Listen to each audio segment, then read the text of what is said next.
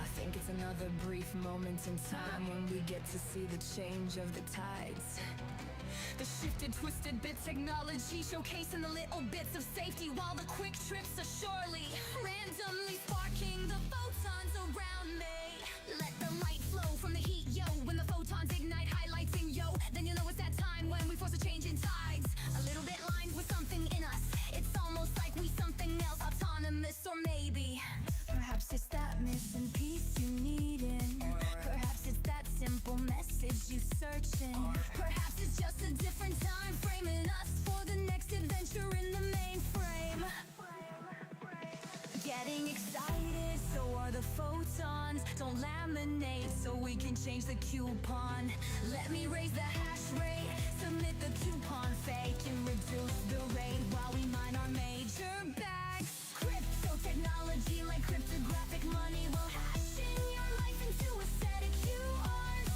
It doesn't matter cause it's time for 3D changes perspectives. Welcome to the show. Welcome to the show.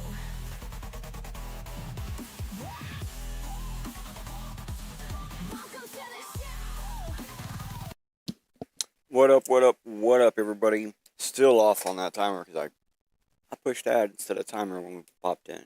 How crazy is that? Well, okay. You see the text. You see the title.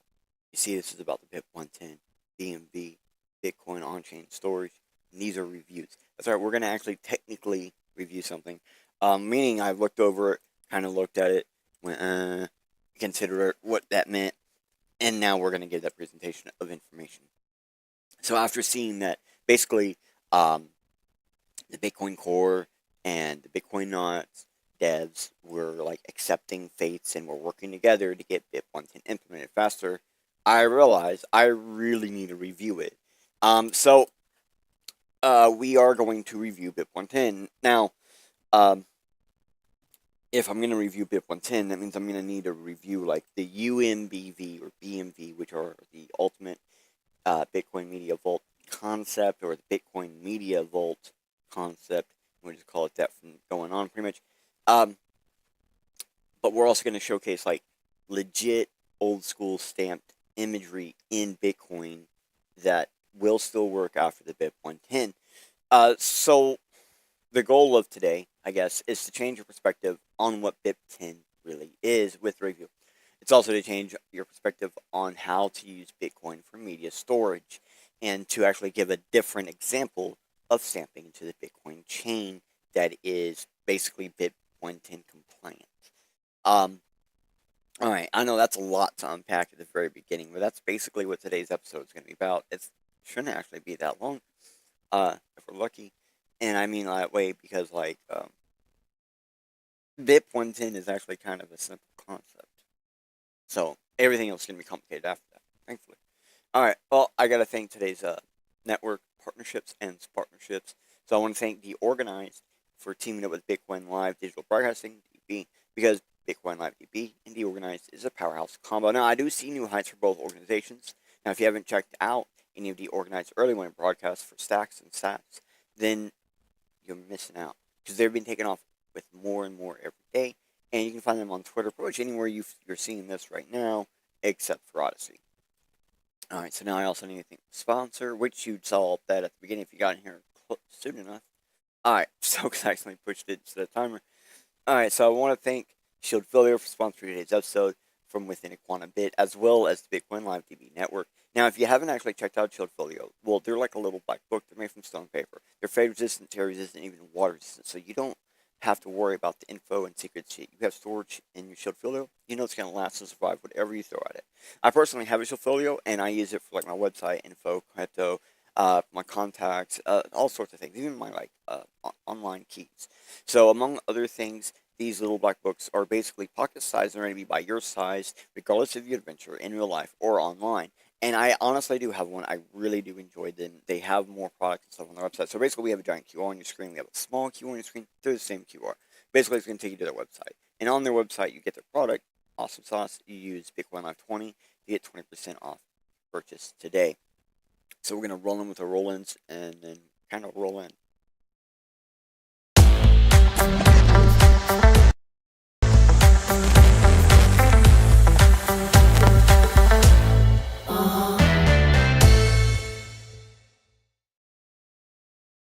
right, thank you again. Show Filler for sponsoring today's episode. And, well, I guess it's time to present the welcome into the photon of the greater fourth dimension quantum machine. So, the way we do this here, it's kind of like a simple but fun process. So, basically, we're going to go to websites. We're going to have QR. So, for example, this website that's up right here, this is the YouTube for Deorganized. So, I just want to point out this is Deorganized Media. And again, they go live almost every morning on how to earn Bitcoin by stacking sats, or by stacking stacks, so that you can check them out. Basically, they're like your daily hookup for everything digitally popping, blah, blah, blah. Awesome sauce, people. Go ahead and check them out. There you go. You use the QR to find them. So that means, like, after the episode, after the show, you basically watch the show, you get its info, and then you can go back and you can kind of follow along while you're watching, or you can go back and actually check out this stuff afterwards, more full, more in depth. And, like, for example, we're going to go ahead and give you a free pre-search query today. We do this each and every episode. So today's free pre-search query is explain the BIP 110 drama. Today's free pre-search query is what I just said. Yeah, explain the BIP 110 drama. And like always, I did not use this query in today's episode in research, but that doesn't mean that we won't have some overlapping links. If anything about today's episode actually interests you or whatever, basically this free pre-search query should help you find more info about going into this rabbit hole. Just use the QR on your screen, or even maybe just use your phone or a screen reader or something like that, OCR, and jump down that rabbit hole afterwards. So, as you can see, there's links and stuff underneath. There's information. It's all good. It's all good. All right. Let me catch you guys up. So, basically, I got to get you caught up to speed because, well, most people, they don't probably realize, like, BIP 110, for example. BIP stands for Bitcoin Improvement Proposal, right? So this is just like the 110th Bitcoin Improvement Proposal.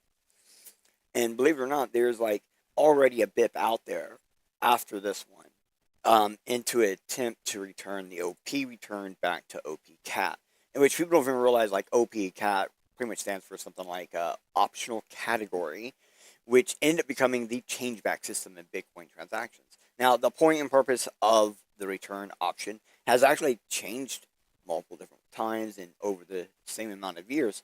So it's now more of like a multiple function part of the Bitcoin databasing system. And I honestly believe that BIP 110 is an attempt to get people to use the Bitcoin chain technology that exists within the systematic layers that makes up the Bitcoin chain and Bitcoin softwares. So that is a bit of where my perspective is coming from. There's a ton of like unique systems within Bitcoin, and they may not be like unique by themselves or individually, but they are usable in unique ways. Many we still do not actually fully know the full extent to which ways these can be for some of these internal systems. And hopefully by the end of today's episode, you'll have learned at least a unique possible method to use these internal systems within Bitcoin. All right, so yeah, basically, we're gonna review BIP 110. We're gonna review how to do data storage in Bitcoin after BIP 110. That's really the goal today. All right, so it's a simple goal, but it's a for the right matter. I think for the right cause. All right, so here we go. We're doing this. All right, so this is the BIP 110. This is their website. Blah blah blah. It's pretty simple, right?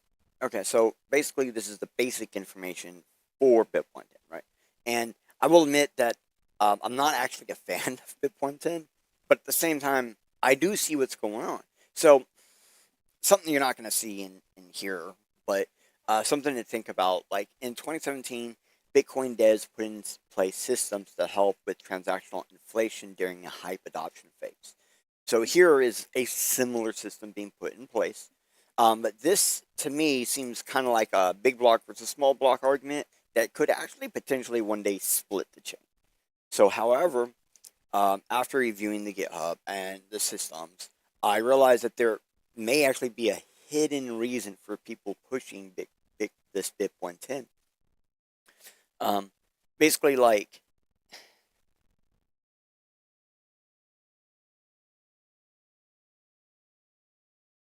to push more people to use Taproot scripting.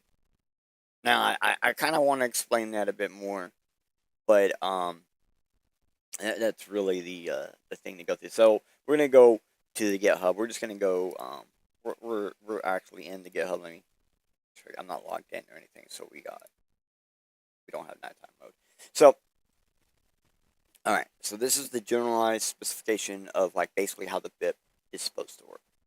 All right. So if we go up, like it just gives us like abstraction, and the abstract I think breaks it down pretty simply. Temporarily limit the size of the data fields in the consensus level. In order to correct distorted incentives caused by standardizing support for arbitrary data, to refocus priorities on improving Bitcoin as money. Now, I've said before in the past, many times, I've been on other podcasts and stuff and said this too. There's quite a bit you can do there's a whole lot you can change at the consensus level without actually causing a split in the chain. But things that happen at the consensus level can always debate into a split in the chain. Like, for example, at one point in time, there was no limit in the block size of Bitcoin. It was just that they were slowly getting bigger, and it was like an even flow. Like, people's miners and nodes were able to handle the increase because it was within 1 megabyte. And the reason why that's super fucking important, we're actually going to get into it here in a little bit, because there's a really important reason why small blocks won that argument. I mean, even if you think about it, like, Bitcoin Cash is probably, like, they've been in a, like, big boom phase for almost, like, 3 or 4 years. I'd say I would give them even 6 years. 6 years of the big boom phase. And they're still, like, way far behind in comparison to Bitcoin on many levels. On many levels, not all of them, but many levels. For example, like, Bitcoin has been slowly increasing its through rate and stuff to get closer and closer to match BCH and stuff like that. But it has more complex systems that work with inside of it, and other things on top of that BCH hasn't even tried to mess with, because they're using a big block solution for the same problem, which is scaling. All right, so this, when we go to the specification, it says for like 1 year only. Now, anything that is code that says 1 year only does not mean it's actually 1 year. It means like it's set up to only work for a year or be used for a year, but that doesn't mean it won't last longer than a year or less than a year. There's always a chance that if the majority of miners just choose not to adjust, if the majority of nodes just choose not to use, they ain't going to get very far with it, even if it gets implemented. And people just choose not to use it. They just choose to use versions of code that have not this. Or they just ignore the specifications of BIP 110. Well, then it's going to die anyways, even if it's still in code. It doesn't actually matter. Because you can just the code doesn't matter. You just write your own node program. Just write your own software. Problem solved. So let's get into the actual specification. I think I've talked about the history on this a little bit. Let's get into the actual specification. So this basically creates new output script pub keys extending 34 bytes are now invalid, unless the first opcode is like OP return, in which case up to 83 bytes are valid. Now, that's super important here, because the OP return thing up to 83 bytes is going to be under strict scrutiny. So the OP push data payloads and script argument witness items exceeding 256 bytes are now invalid, except for the redeem script push in BIP16 script signatures. And that's because that's an older thing. It was using like the full maximum range at the time. And those are, like, I believe, secure scripts. So like that makes some sense. So number 3, spending undefined witness or taproot versions not witness BIP 141 taproot or BIP 341 or P to A is invalid. Creating outputs with undefined witness versions is still valid though. Now this is the part that even me going, what? like there is still some amount of information here. To me, it doesn't give you a whole lot of clue of what's actually allowed under that. To me, it sounds like basically they're trying to allow the bare minimum. The bare minimum. And we might be able to manipulate that. Okay. So witness stacks with the taproot are now invalid. And the taproot annex. And that, okay, like, that just kind of shows you that there was stuff in taproot people just generally don't want. Like, it's spam shit. Like, when email was invented, the guy immediately regretted it. Especially, I think he said he sent someone an email and realized that could be considered spam. And so, okay. So the taproot annex is now valid. Now, the taproot control blocks larger than 257 bytes with Merkle trees with 128 script leaves are now invalid. So then tap scripts including OP success, OP codes, anywhere, even unexecuted, are invalid. So tap scripts executing the OP if or OP notify instruction, regardless of the result, like succession or not, invalid. So input spending UTXOs that were created before the activation heights are exempt from the new rules. And that's simply because like they were already there. Right? Once the soft fork expires, UTXOs of all heights are once again unrestricted. So basically it's like when the soft fork itself is expired on its own naturally, all the UTXOs, even if they are on chain, whatever, they'll be unrestricted again. So this doesn't mean you can't put shit on chain. That's one of the big things this is saying. It's saying, look, we're not stopping you from putting shit on chain. We're making it faster for the normal nodes to bypass shit they don't want. That's what it really is going on. So there is a git block template. There's some other stuff going on. Now, there's a spot in here. I have specific notes. Okay, yeah. So I have specific notes on the motivation of the BIP. I think, okay, to me, the motivation behind this BIP is pointless.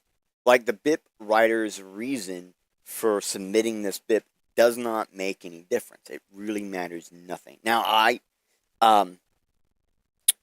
because, okay, so, like, I believe there's a lot of drama coming from the motivation behind the BIP, okay? And that's my opinion. But, so, like, what I'm saying is this is, like, literally the BIP's writer's reasoning and nothing more. But because it's there, people have been throwing a fit, okay? And it's kind of like one of the ways we got into the big block argument. It's someone's opinion. So now we're in this part of it, so we're somewhere else. Within the still GitHub for the wiki, basically. What up, Roadkill? Brosive. Just wait. We got some real fun shit coming up after this. Like this, I know this sounds really technical. This has got some history, but the stuff after this, pretty cool. You're gonna like to see this. Thanks for showing up, Brosive. Love to see you. All right, so, okay. Why limiting the script pub keys to 34 bytes? So unspent script pub keys, except for OP return, must be stored indefinitely in the UTXO set, which nodes must store on fast media and cannot prune. That's important, okay?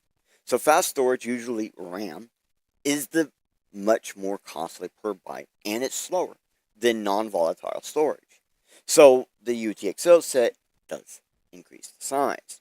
This burden on node operators increases, it harming decentralization, making it more difficult, basically, for nodes running low RAM machines like Raspberry Pis and such, and small specialized machines, like there's a whole lot more node devices out there. There's like actual machines you can just purchase, plug in, and run, basically. There's more miners that work with them, and a lot of these run at like 3, 4, 5. Oh, 5 actually is starting to become a thing, but 3, 4, and 6 gigabytes. 8 gigabytes being some of the more high-end node operators. But then you got some people that have just like computers sitting there with like 128 gigabytes of RAM, and those motherfuckers don't even give a fuck because they're like, "Well, bro, I got all the RAM," and like, so that's really the point here. It's all about RAM. It really is. Okay, so what they're doing is they're trying to basically like one of the guys. All right, one of the guys that teamed up with the Knots guy, and they're like, "Yeah, we're gonna really make this work this time." Okay, he personally owns a node company where they produce machines, little machines, tiny little machines that are Bitcoin nodes. And I honestly believe he's doing everything he can to not have to go in through and increase their RAM on those machines and make them like triple, quadruple in price. And I'm fudging the price thing. They will increase the price dramatically. Is what I'm getting at, and they don't want to do that. And so there is some personal motivation potentially behind this, and that is kind of stupid, right? But at the same time, being a person who runs I am also someone who runs. I run Raspberry Pi nodes, right? So like, we all want to run our small nodes, and some of us can't run our small nodes because we don't have 32 gigabytes of RAM. And then also, price of RAM went up recently, right? So, there is more in here, but that's really the part that matters. A lot of the um, image on storage and full like decentralized storage on storage for like on-chain storage has been destroying node capabilities. Even though like node operators are up and stuff, there's a lot of evidence showing that there's a lot of like node operators that are ran by the same like IP address. So it's like one person running a shitload of nodes. And well, that is one of the tricks to the game. Alright, so we're gonna keep going. So, there's this thing inside Bitcoin, okay? It's called the tap leaf circuits. Now, this is a specific situation or whatever. Like, okay. So, basically, it says Bitcoin can verify the correct execution of a Boolean circuit and penalize its incorrect execution. This allows you to build really complex circuitry, basically, within the code. Okay, so the circuit will evaluate the example zero checking function and sequences not gates and oh, if it's not gates and gates, so the type of gates, if it's a not gate or an and gate, to check the inputs. What up, Dimcat? Whoop whoop. Morning, fam. Thank you for showing up. You've been coming in every week. I really appreciate that. So basically, this checks for the sequence, and it checks to see if there are zeros, whatever, and basically just uses the number of zeros in a sequence to determine things, or if there's ones within that sequence to determine things. And if you think about it, it's kind of like an automated like API check system. And it's really neat. All right, but this means that there's like a lot of functions within it. It's basically like a turnkey system. So it's like its own coding format. Okay? Anybody who's ever done like hard land coding on an actual hard machine where you have to go in and you have to turn a screw or move an adjuster or use a pin plate that has, like, it's a little piece of plastic that has two pieces, that has a piece of metal in it that connects two pins together. If you've ever had to do any hardline coding that way, or even punch card, then you'll understand how this works. And it's basically simple scripting. So, all right, okay. So, let's get into the actual TapScript of it. So that's right. They have an actual scripting language in Taproot called TapScript, this really allows you to take all this different stuff and really kind of put it together into a uniform format. Okay, so this has an OP check, multi-sig, OP check, multi-sig verify. OP check is add, OP success. It's got basic functionalities that allow you to do basic things that are complex, very complex. So it just allows you scripting, right? Nice, awesome. So these are basically, these last couple things we've been showing are systems within Bitcoin. These are systems that now exist within Bitcoin because of Taproot. So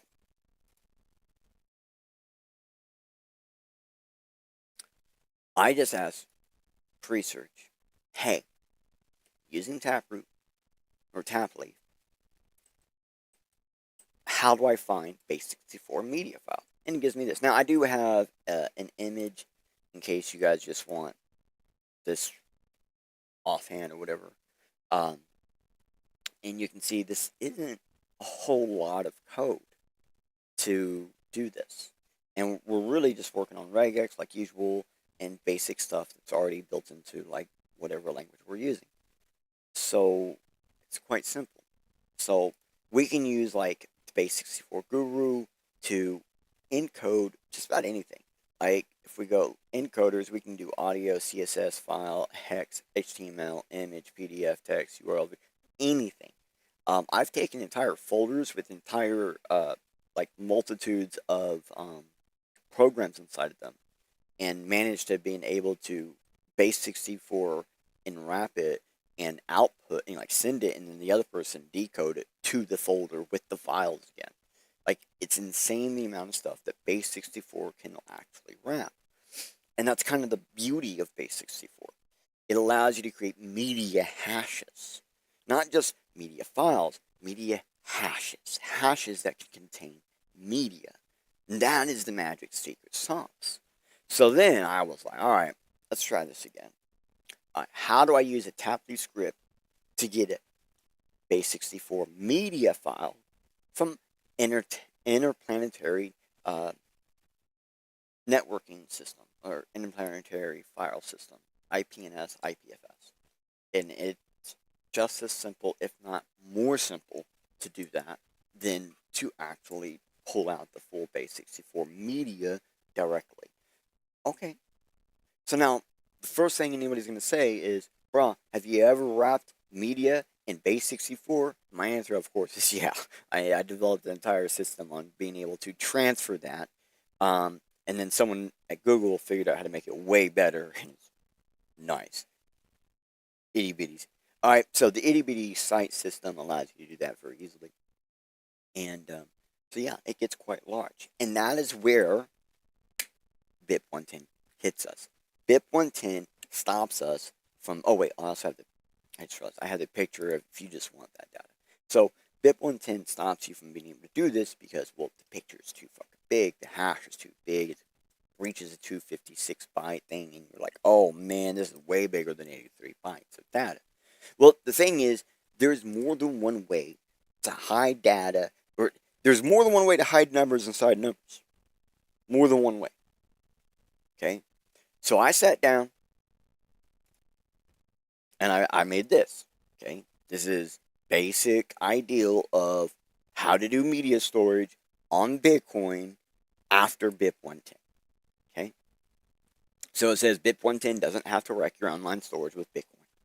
Everyone forgets media storage isn't what it seems.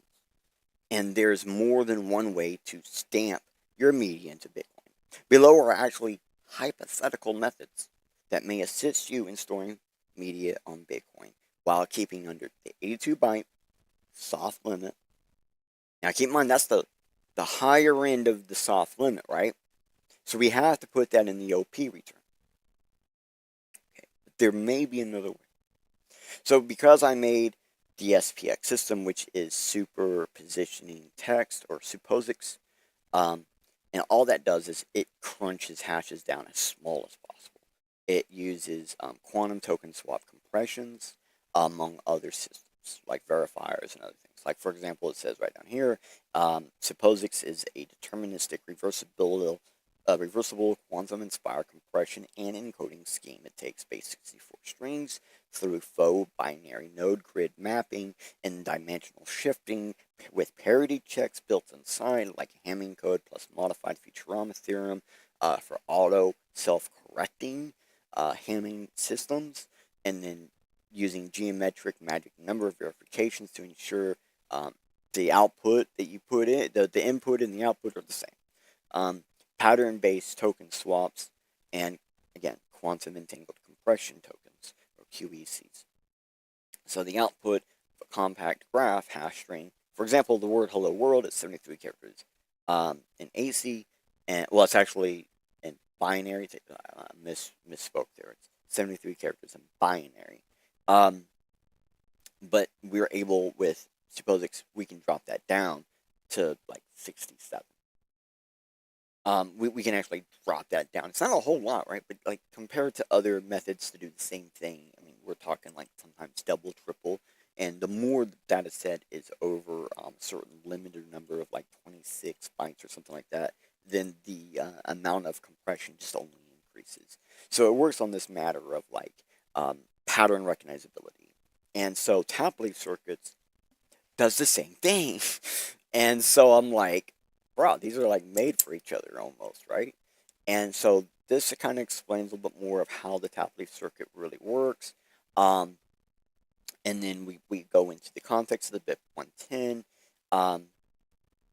And then so now here are some of the processing that you would have to go through to actually get your stuff situated. And the great thing about SPX is, for as long as you have patterns and the output, you can take an output, throw it back in SPX, and it will basically compress it more and more and more. So you can compress on top of compress. So, and it's saying like feed this through until you get it under 82 bytes, right? And then you can have a 1 byte header. This is going to allow you to find it and stuff. And so now I'm telling you that, okay, look, this is basically what we're going to see below here is like pseudocode. It might not be real. It's just a skeleton ideal of how the code should or may work inside of like your wallet. Okay, so it's not a whole lot of code. Okay, so then we have the actual methods. So that's the prep. Okay, now we got to put that into something. And here we're using SPX, so it's not the whole lot of info. And I know I'm not explaining it 'cause it doesn't. You'll see why it doesn't matter. And basically, this takes the base 64 media. It uploads it to IPFS. You get a CID. You compress that CID with SPX, and then you build your inputs with it. From that, you have your outputs. Then you send in your OP return for your payload, and then you make sure the value equals 0 at the end, so it's even. And then you sign and broadcast. And everything after this, the things that are slightly different are going to be like 1, 2, 3, right? And then the 4 is always going to be the same. So as some of these go in, there's less to do because it's less being done. It's like it's a pointer instead of an actual file. So we're showing you how to like do this directly on Bitcoin, doing this using like IPFS, using cloud storage or personal storage. Yeah, this one we even said Pinata Cloud was one of the options you could use here. There's quite a bit going on. So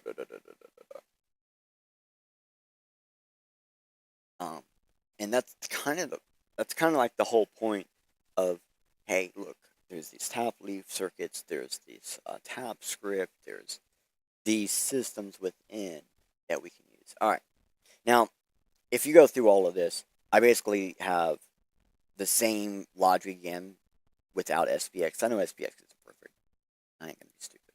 So all the same stuff again without SPX, but this one we took it a little bit further, and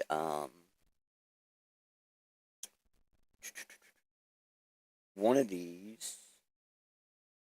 Oh yeah, you can hide it.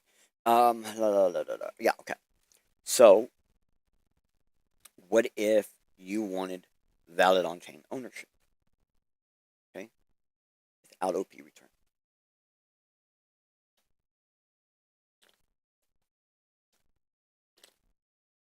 Oh yeah, that might be possible. That might be possible. Mhm. Yep. And see, the great thing is about this is by doing this, you actually end up with some amount of information that can be used to create actual addresses that can be paid to. So there is a possibility that using these types of methods where we use the tab leaf and tab script, and we use different types of methodologies to hide the data inside of itself. Like, I haven't said the one I'm really thinking about, and you'll see why in a second, but there really is a way to have nearly unlimited storage on Bitcoin by producing real wallets with the data that's being stored on chain. So they're valid wallets that you can send money to. Okay.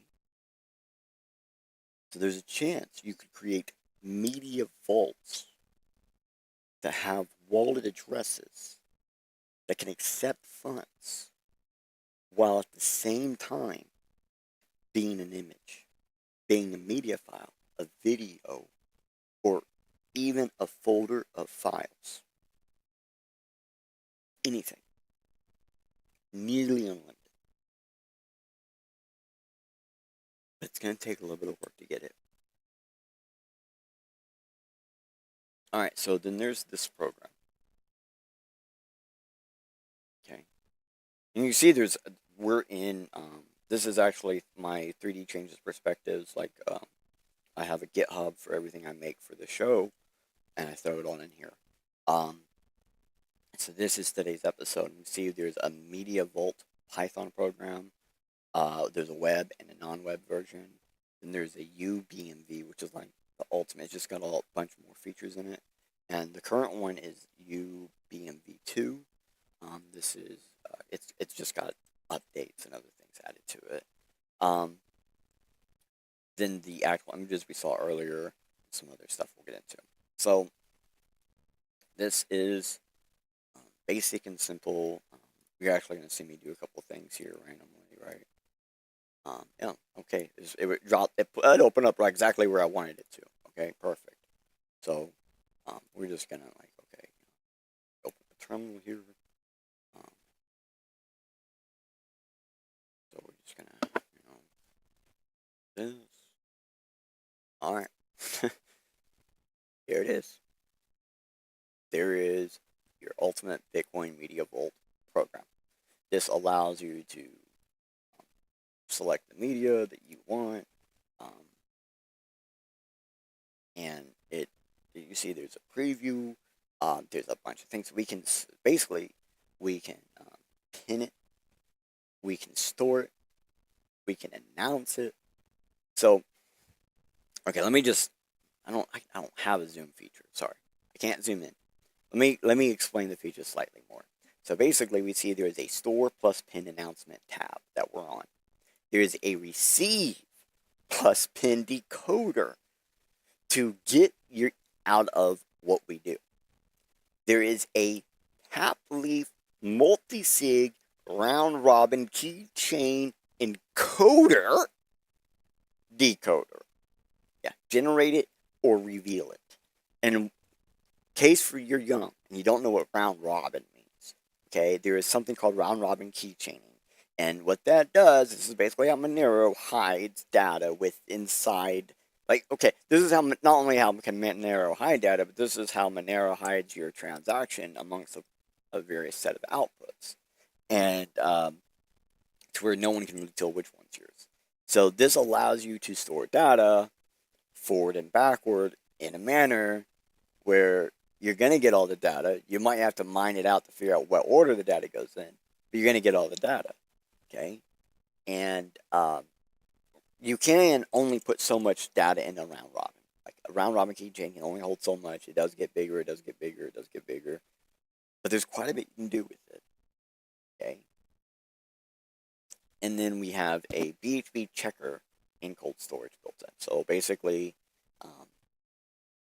you can use a Bitcoin hash based checking system for determining information about blocks and also storing offline data about blocks in a manner where you can actually use it.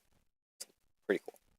All of that built in. So now let's go into the store plus pin announcement, because this is the best part, right? This is the part that I wanted everyone to try to think about.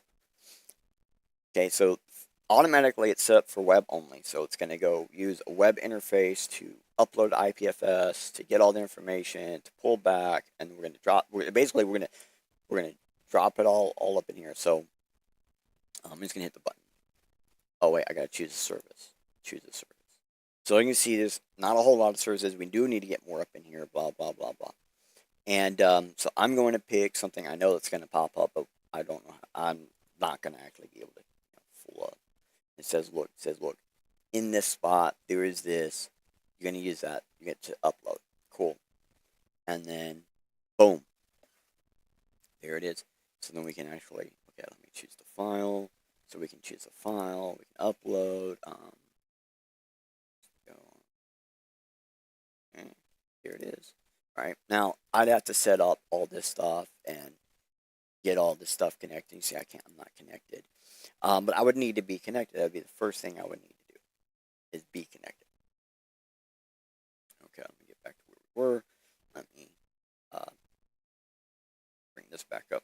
So I'm not connected up, so we're not going to do it all, but it shows you some of the stuff. And basically, it even tells you, look, we can pin this for 38 bytes. Now, I'm sure this is probably incorrect because we don't have all the right information. Some of it's given it is blank, and so it's not proper. But as you see, there's an announcement pinning thing, so that we can announce an IPFS pin, which will be a wallet. Will be a wallet address. You will be able to send money to it. So you can pin information to IPFS, okay, in a manner that can accept donations. That's pretty fucking crazy. All right, you can do multiple CIDs or torrentless or even IPNS folder. Okay, you can enable public one-time transactions. What up, Slay Every Game? Oi, brosif. Glad to see you in. We're talking about the ultimate Bitcoin media vault after the Bitcoin 10.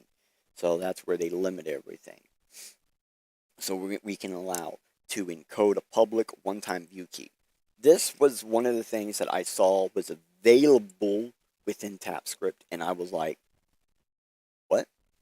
People can pay to view stuff? Like, what? I can pay to allow someone to get access to a set of round robins. So, like the round robin keychain, I can just allow someone to view it once and get paid for it. And we can change how much sats we want. I have it set as a default for 9, but we can 2, 3, 4, 5, 6. I want to get a lot of sats for that one, right? And you can do that with or without the round robin, actually. We can set a round robin base 64 hash. So this is the one where it tries to take the hash, and instead of going like instead of just relying on IPFS. So basically, let's say we turn off the IPNS, we turn off the IPNS, we turn off the IPNS. All right, we want to directly put media on Bitcoin. Well, we're going to use a base 64 round robin. So we're going to take the base 64 hash, and we're going to cut that bitch up and round robin that motherfucker into its own keychain to try to reduce the size. All right. Now, if we have a node running, like I don't have one running right this second, it'd be kind of dumb, right? Because I'm live. But if we did, I could click to use it. All right. I can make this permanent non-prunable data, or we can keep it prunable data. Meaning, if it's prunable, most likely it will stay on chain as long as you have a node with that data non-pruned. Okay? But, so we can make it permanent, but we can also publish to IPNS in immutable fashion. So we could like make it permanent tap leaf, but not permanent IPFS, and it be the raw file without directly publishing to IPNS. Like we're going to be publishing a proof to IPNS. It's kind of crazy, right? And so this will allow you to do a whole bunch of stuff. And at the same time, you can just click here to open up, to do. I just needed the transaction. I don't want to run a node to do all this. No problem. Just, yeah. It's a hot wallet system. So basically, you just put in some funds and then use those funds to do this, and then you can. It's an actual like old-fashioned coin purse wallet. So like you can reuse it over and over. So it's pretty neat. All right. So that is this. That's this ultimate. Yes, I do want to close the temporary. Thank you. This is the ultimate Bitcoin Media Vault 2. And that's what we just looked at. So it is, as I say, hypothetical. Sure, the Python code really does do stuff. It really does work. It is under 1,000 lines of code. And it is used, like you run your Bitcoin node and you can use this right beside it. Okay, they don't even have to we do have it set up where you don't even need a node to use it, but it's designed where you can use it alongside your node. Okay, so that's my solution. When I saw this, at first I wasn't sure if it was a joke. Okay, and I was like, damn, I can't believe it. And that's what made me come up with, look into this, which eventually came to me writing writing program. I just had to do it. I don't know Python like I know JavaScript, so the majority of this was generated code and then edited and bug checked. I didn't fully bug check. I know there's still more bugs in there, but it does do stuff. And that's the important part. So then I found out, okay, this was a joke. All right. Next day they said, hey, look, it's a joke. All right. But this actually got a lot of people scared. This FUD right here got a lot of people scared. It made people freak out. Okay. So then I found this website, which basically just kind of talks about the BIP 110 is pointless. And it kind of is. I think BIP 110 wants to show people that you can do this in other ways. It's just kind of like, hey, get smarter about your shit, bro. But it is pointless. I agree. So then I found the actual, because he gives it to you, right? We just saw it was linked in there. Just give it. Okay. So here it is. Okay, so the abstract of this non-slides is this person presents proof that several of the ambitious claims by Bitcoin not supporters are not true. Most notably, the claims about continuous data. To prove this, I stored over 66 kilobytes of continuous image file in the Bitcoin time chain without using OP return. So this is like old school stamping. Okay. Like for example, there's an ad for Tron, the TRN chain and token on Bitcoin, like a month before Tron released. So, and it's using the old school method without the OP return. So this is doing the same thing. So Taproot or following policy rules, and to highlight the point, the image file itself is an entire transaction. And that's the old school way of doing it. We put it into a transactional data point instead of the entire block. So we can exist within other transactions hiddenly, so to speak.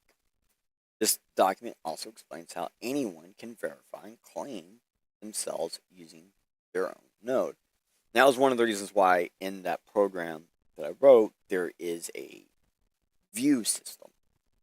Like there's a way to set up your round robin to where only the person you send it to can view it, or someone who chooses to pay, um, if you allow it. So the important update that you see here says I listened to the feedback and also made it BIP 110 compliant. Because there is a way to do this where it's not BIP 110 compliant, where you break the rules or whatever. So the continuous data, the main claim that not supporters is that whether the data is stored on disk, interrupted by other data, non-continuous, or has bearing whether it is legal.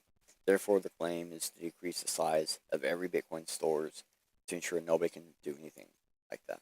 The ideal is already ridiculous. So, judge, is it alleged that you stored illegal content on your device? Yes, but it was split up into parts. Okay, not guilty, right? Like that's the person's concept thought. So, however, there is a way to show this ideal even more nonsensical than it looks, despite Bitcoin already supposedly not having more than 520 bytes of continuous data, except for transaction outputs, which scripts start with OP return. I managed to make a transaction that, when interpreted as an image file, can be processed by readily available image viewers to show the image of Luke Jr. crying. This image.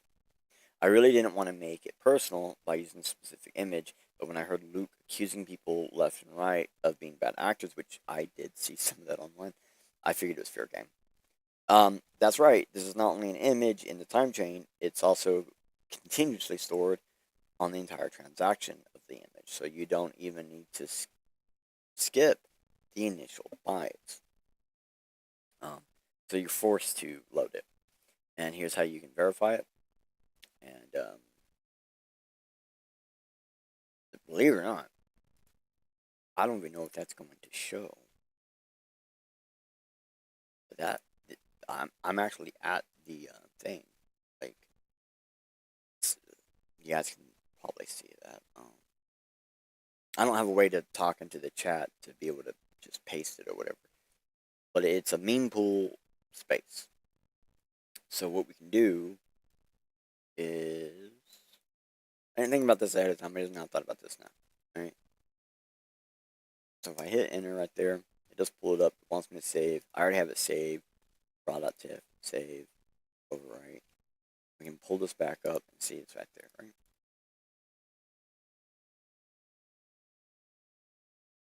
My thing can't view it. Alright. I mean, you can see inside my file browser, it views just fine. Alright. So, wait. Yeah. I went past where I was wanting to go. Okay, so the fact that, you can get this from a raw transaction using meme pool space, you can even do this. That's the link I was showing you. So it's right there. Alright, so this claims debunked by the transaction. It matters whether the data in the transaction is continuous or not. As you can see, despite the consensus rules not allowing continuous data, I still managed to store continuous image file. Messing with continuous parameters won't change it. Only make it a day or two longer to work around it. This guy, I don't know exactly when this was published, but this guy at the time even understood you're not stopping this. You're simply forcing people to go take new ways to do it. Yep. There are new ways to do it. And that's really, really the point, right? Like, when we're talking about all this, and we get down to it, what is a lot of this all about? Well, I would say this is really about a couple of people who have businesses that are reliant on the ideal that small devices are able to verify transactions. But perhaps there's more to it than that. Like that to me, that's just this like potential hidden thing, right? And to be honest, there's more than one person, more than one company, more than one business relying on the ideal that small devices can verify transactions. So, BIP 110 is an experimental BIP, or Bitcoin improvement puzzle, that could result in the permanent stay similar to the block change in the code during the block war debates. We also saw this with the minimal transaction system. There used to be a minimal transaction allowance of 0, but now you have to have at least like a partial virtual byte, even if it's not removable from your account. But it does, like this all does, BIP 110 actually does remove data storage from Bitcoin. Yes or no? No, it does not. It only limits how the data can be stored. Some of the original stamping techniques that doesn't use OP return at all still work. And something I didn't highlight but is in that program, that UMV2 or UBMV2, there is a way to store your round robin in a transaction without the OP return. Just gonna point that out. So no, this only limits how the data is stored there. Some of the original techniques are still usable. But because of Taproot, there is actually a slew of new ways to actually store data directly on chain where it's more hidden. You can't really tell that it's an image or a file. It just looks more like a multi-sig. Okay? And more multi-sigs nowadays look more like regular transactions, so there's a chance it looks more like a regular transaction. Alright, but honestly, a reduction of allowed length of scripts and such, and I say and such because there's more to it than just that, right? In the OP return this isn't actually a bad thing. It's a slight modification that does hinder the usability of Bitcoin in some ways. But if you know how to use the technology within Bitcoin, like TapScript, then it isn't a problem at all. It's simply there's more coding that needs to be done, more obfuscation is needed. Like, you gotta code, obfuscate, you gotta do this. And honestly, I don't see anything wrong with that. Hiding anything in public should require some extra code and obfuscation to help those who want some amount of privacy. Like, for example, in one of the example programs, there is actually a way to allow someone to pay the view of the keychain data, which could be a whole new way to handle on-chain assets, where the one-time view ticket becomes its own wealth object. So imagine having a Bitcoin media vault of encoded signing hashes that a single view ticket can access, other than the owner, right? So instead of selling the actual embedded BMV, you sell the view ticket on chain automatically and with the encoded system built in to the BMV. You may need to create some custom front end for people to interact with it, sure. But this payment and key generation could be completely automated. So now imagine this is like a game. The BMV gets a ton of backing into the vault media file. But first, I said that wrong. But the first to use their view key gets to extract those funds. Now, do you let the funds pile up, or do you extract it as soon as possible? Like, think about it. The second you extract, your view key is destroyed, but not someone else's. So there might be people waiting around for everyone else to use their view keys. And their view key sits, and then that thing builds up more wealth over time. And then they might use it years later to extract a whole lot of wealth. But let's say, for example, okay, what if this was a game? Like, for example, what I just described is like pool financing and other things you see on Ethereum, right? But it could also just be a game. Like, legitimately, okay? It could be this thing that people, like, throw money into and hoping that they're going to be able to get more money out later, or it might be I use it to put some sats up that I can hide from myself, and then when I need it later, I can go pull it out with my view key, right? Because I own it. Send it to myself. Or what if we're talking about in-game assets, right? Or what if this is like a pool type game where it's more like, hey, there's an automated system that's going to put money in here. Every time someone purchases a game, it puts money into there.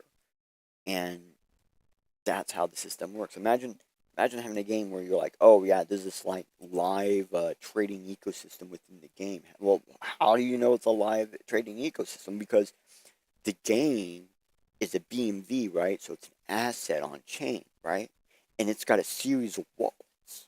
And we use a series of wallets to transact with each other, all within the BMV, right? Never actually going on chain, but the second we do certain things, we destroy the key we use to do this stuff. Like we destroy our wallet view key.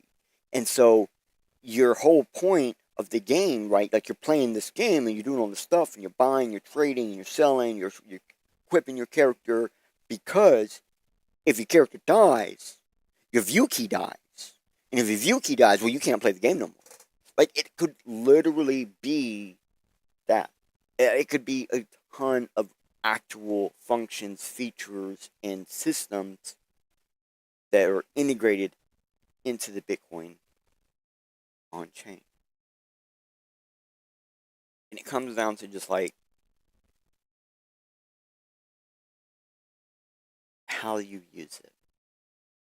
And that's really all Bitcoin is. How you use it. The BIP 110 dramatically changes how you can use it, but doesn't change the fact that you can use it for media storage. Or whatever the fuck you want, really.